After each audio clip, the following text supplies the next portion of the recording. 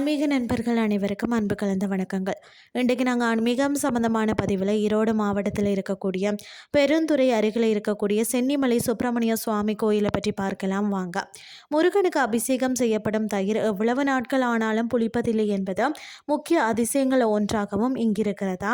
மேலும் புகழ்பெற்ற கந்த சஷ்டி கவசம் முருகப்பெருமானின் திருவருளால் தான் இந்த தளத்தில் தான் அரங்கேற்றப்பட்டது என்பதும் குறிப்பிடத்தக்கது.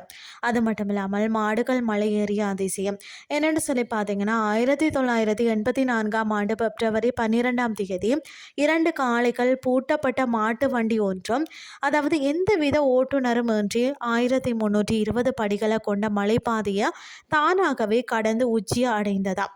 அது மட்டும் இல்லாமல் தேவராய சுவாமிகள் என்ற முருக பக்தர் கந்த சஷ்டி கவசம் பாடல அரங்கேற்ற முருகனை வேண்டிய போதும் அவர் கனவுல தோன்றி இந்த தலத்தில் அரங்கேற்றம் செய்யுமாறும் அருள் பாலித்தாராம். அருணகிரிநாதருக்கு பார்த்தீங்கன்னா முருகப்பெருமான் இந்த தலத்தில் படிக்காசு, அதாவது பொற்காசுகள் வழங்கி அருள் புரிந்தாராம். அது மட்டும் இல்லாமல் 18 சித்தர்கள் ஒருவரான பின்னாக்கு சித்தர் இந்த தலத்தில் தவம் செய்துள்ளார். இவரது குகை இன்றும் மலையில் காணப்படுகிறது.